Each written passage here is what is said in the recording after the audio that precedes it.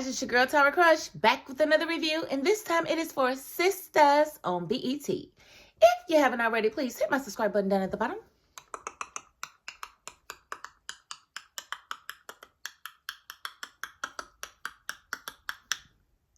Thank you so very much.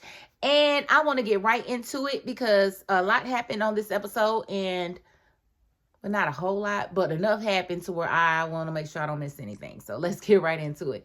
So we did see Robin. He goes to see Penelope, and Penelope's locked up. So who greets him on his way in? Who's just sitting at the jail, just chilling? Don't got a life. It ain't like I'm a candidate anymore. Don't have a girlfriend. All I have is my sister, and she's locked up. So Jordan is there, and he's like, what are you doing here? Because he hears his name. He knows that that's Andy's ex, but it's really not Andy's ex because they was never a thing. They were just thinking. He's confronted, and he wants to know why is he there. And, you know, he's just like, you know what? I don't even care. As long if you can get my sister out, then that's all that matters to me. He's like, I'm going to try my best. And before Robin goes in, of course, he says that cliche, that line, tell my sister I love her. Your sister already know that. But okay, I will waste, you know, attorney time telling your sister you love her, even though we already know she knows that. Tell my sister I love her. That we believe. Okay, and so as Robin goes to the back, we see Andy rush in, and she's going fast speed. Remember, she just left Zach and Fatima's house last week, and they told her that they thought Robin is the one that stabbed Gary. So now she just going to take that and run with it, and she ran all the way to the police station to try to stop Robin from taking the case. Instead of just calling them and saying, you know what, never mind, I'm going to go ahead and take her case. She goes down there, and Robin is already in the back. And of course, Jordan is right there, and he's like, what are you doing here? And she's like, I'm trying to see your sister. And he's like, well, you just sent Robin here, so why are you here? And she's like, I think I made a mistake, blah, blah, blah, blah, blah. Girl, use your brain. Use your brain. So, of course, Jordan rubs her out the wrong way. He's just basically like, I don't know why you're here. You just ruin our lives, and I don't like you, blah, blah, blah, blah, blah, blah. So they fall out, and of course, the police officer that's there, the clerk, she's just being nasty, told them to leave, even though she was enjoying the show. He said, it won't be necessary. I have nothing else to say to her. Don't nobody care, boy, go on. Bye, bye, bye. Good, good, good.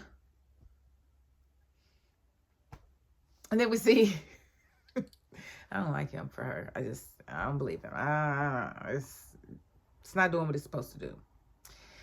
And then we see Fatima and Zach, and they're discussing the case. And, you know, and they're trying to figure out if they did the right thing in telling Andy that Robin was their prime suspect, and they felt like they did. Fatima felt like they did the right thing. She doesn't feel like she had any other choice, and so they just gonna have to live with that. Before Fatima left, Zach let her know that he was going to call Karen and check on the twins, and she said she didn't have a problem with it, and he was like, okay. So she leaves, and he immediately calls Karen and asks her how she's doing. He didn't even check on the twins. I said, this boy here. Why you didn't say you wanted to call and check on Karen? Why you had to bring the twins into it when you knew you weren't going to ask about them? All you said was, is everything and everybody all right? You something else. But, you know, him calling her, she let him know that Danny had an episode with panic attacks. Well, she didn't say what it was. She just said she had a close call and made sure Zach remembered that he was her friend too. And so he told her that he was going to pull up on Danny. And then we see Danny and Sabrina. Sabrina spent the night and then went and got her breakfast or whatever and stayed until Danny woke up like a good friend. And Danny let her know that she really appreciated it. And Sabrina had to leave and go out for her day because she got to go to the hospital. Well, not to the hospital, but she's got to go to the doctor with Rich to see what's going on with his little man-mans. We saw Karen call Pam, and Pam was just basically like, you supposed to be resting. Don't be calling me. Don't make me call your mama. Blah, blah, blah, blah, blah. Karen gets off the phone with her, and she immediately starts having sex with Trait. It was weird. I didn't really need to see that. I don't really understand why they wrote that into the script. I just feel like, I guess I'm getting a little older, and I never really liked, well, I can't say that when I was a young girl. I definitely like seeing sex on TV. Ooh, they kissing.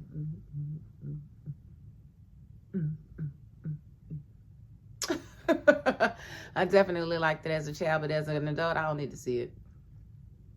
Unless it's going to be a scene like Fatima and Zach when they was in the shower. It's going to be like that. I can handle that. But what we just saw with Pam and Trey, nah, they could have kept that. Please don't do nothing like that again. Like, don't just be adding sex scenes, just be adding them. We pretty much figure that Pam's having sex with whoever she's talking to. We don't really need to see it. If y'all need to see it, y'all let me know, but I don't really feel like we need to see it. I ain't like it. Okay, and then we seen Tony show up to Danny's house with the biggest teddy bear that they make. The teddy bear was taller than him. So we know that teddy bear was about $500. Easy. Oh, that's not the point. Okay, he went to apologize, which was good for Tony because Tony doesn't really apologize that much without it being, you know, him gaslighting her. And she turned around and apologized to him. And I wasn't mad at that because I really felt like she was out of line and going overboard. I understand boundaries, but I feel like she went overboard when she sent him home when he came to check on her after she had panic attacks. Like, I felt like that was a little bit overboard. So I was definitely okay with her apologizing for the first time to him. Not saying that's her first time apologizing to him, but that's the first time I approve of the apology. So the other time, she didn't really have anything to apologize for as far as I was concerned. Nothing to apologize for. He sucks. She did say that her therapist recommended anti-anxiety medication. And she's going to go ahead and start taking it since she's been having panic attacks. And I don't blame her. Then we saw Robin. He ran into the agent that took Penelope's confession. And he pretty much talked to him for a second and accused him of having an inappropriate relationship with Penelope and gave him an hour to release her. Long story short, he released them. I guess it was inappropriate, it wasn't. I didn't do anything wrong. Yes, you did. You didn't have sex with her, but you definitely did some things.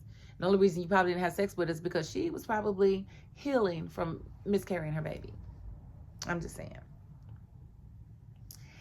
And then we saw Rich and Sabrina go to the fertility clinic to see the doctor or whatever.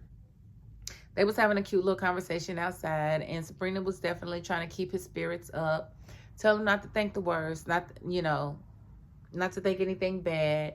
And Rich was being honest with her. He said he has some STDs in the past, and he wondered if maybe one of them was missed and they're just catching it or whatever. She let him know that she goes back and forth to the doctor, and he had never given her anything. But when have they ever had sex without a condom? Somebody know? When have they ever had sex without a condom to where she would know that he doesn't have anything because she would have gotten it? I don't think that's how their sex life works. In fact, I distinctly remember him making sure that she had condoms and that nothing happened to the condoms because he didn't want to get her pregnant before he decided that he would let her have his sperm. And then they still doing the in vitro thing, so they don't really need to be having unprotected sex. So I'm really trying to understand how. But you know, they say anything to make the storyline go along. That's what I said. That's what I heard, and I ain't gonna repeat it. And so then we do see Zach make it to Danny's house. And they have a long conversation, and Danny's venting to him, real deal style, because they are pretty much cut from the same cloth. And I believe they truly understand each other. And I always thought that they would be a cute couple, but of course I never wanted them together because she's Karen's friend and that's Karen's ex. So, but I felt like they probably would have been a better couple together than anybody else that either one of them been with. That's just my opinion. But he went to check on her, and it was well. She was able to vent to him, and that was a good thing. We saw Fatima check with Hayden because she knows his schedule because she's his assistant, and she basically wanted to see him off and make him feel like that everything was good and cordial with them. She even fixed his tie. When he left, she went deep diving into his office trying to find whatever evidence she wanted to find, because they have not ruled Hayden and Tamira out as far as those who may have stabbed Gary, to find motive.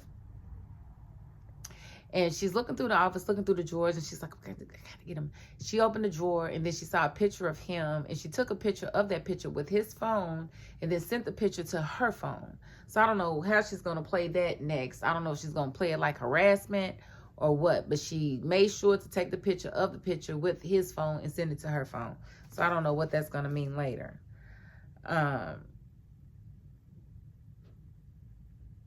And also, we did see Zach ask Danny to be his child's godmother, which I thought was sweet and special. And I'm sure Karen won't have an issue with that. So yeah, I thought that was cute. But my question is, why shouldn't the godmother be someone that they come up with together? Like, what if she wants her child to have a godmother and it's not Danny? Like, what if she wants Andy to be her godmother? Or Pam, her baby's godmother. I don't know how this is going to work, but it was cute when he asked her. We did see Penelope get out, and she was being very, very appreciative to Robin, thanking him over and over again for helping her to get out. And we saw Andy watching the exchange, and she just stormed out. And I personally believe it's because she sees that there could be something between Penelope and Robin. I could just be throwing that out there for whatever reason, but what would stop Robin from pursuing Penelope and Penelope from accepting? She's the damsel in distress for the most part, and he is single and available and definitely being rejected by Andy. So I can definitely see Penelope trying to pursue him, especially if she finds out that he was Andy's guy at one point. But then again, maybe not, because, ew, why are you just following behind her all the men that she's been with? That's nasty. Well, she couldn't do it, brother. So that's one she can't go behind and get. So I personally feel like that was one of the main reasons that Andy ran off, because she came up there because she felt like she made a mistake in asking Robin to be her attorney. But once she sees Robin walk her out, that should have thrown all of that out the window. What would be his motive to get her out if he's the actual killer and needs somebody else to take the fall? And she already confessed. Like, why would he do that? So I really don't feel like Robin is the stabber at all. I feel like it's going to be Hayden or Tamira or somebody different. It's just not going to be, it's not going to be him. I don't think so. And so he ran after her when she left. Of course he did.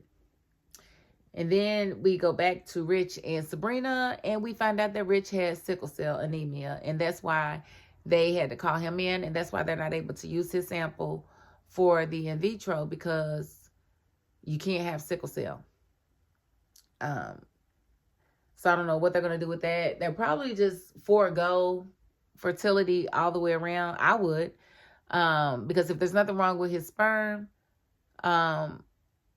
then you can forego fertility. But then again, maybe Sabrina doesn't want to take the risk in having a baby with sickle cell anemia. That is no joke. That disease there is debilitating, it's painful, and it's so unfair. So I probably wouldn't knowingly procreate with somebody who had sickle cell, just simply because my baby could come out with it. I know people with it, and I wouldn't wish it on my worst enemy. I just wouldn't. I would not, ever. And then we see Andy and Robin comes in after her, and he's basically like, what is going on? Why did you storm out like that? What is your problem? And she's asking questions. She's like, yeah, you don't tell me everything. He's like, for your own good. And she's like, nah, I think you hiding something. And she flat asked him, did you stab Gary? And I wanted to say, girl, nah, you sound stupid. But of course, they didn't let him answer in that moment. We did see, so that'll be something that I guess we'll get his answer next week, because we know he ain't did that. He ain't did that. We do see the agent go to see Gary with pictures to see if he can't jog Gary's memory about the night that he was stabbed. And he don't remember anything or anybody. But when the agent got to Fatima's picture, he started shaking.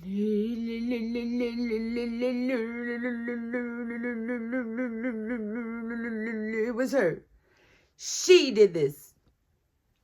So he identified Fatima as the woman that stabbed him. And that was the cliffhanger. And I'm trying to figure out how this man's memory is working.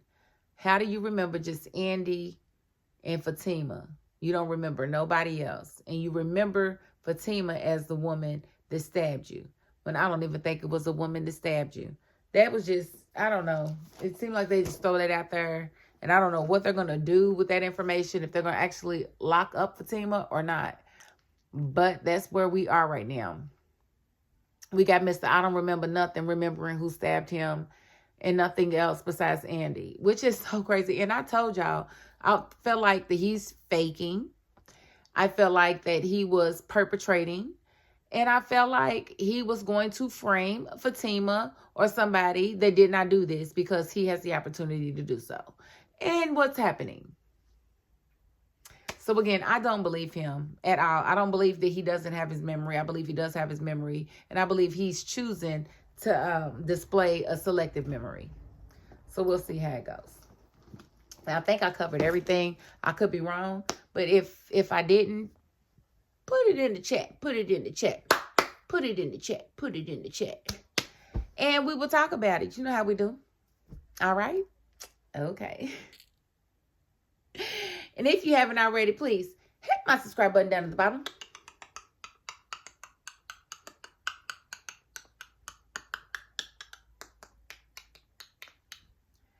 Thank you so very much. And if you are not the subscribing type, you know what? You got to the end of this video, and that's more than I can ask of anybody. So thank you. And that is my $5.02. Peace.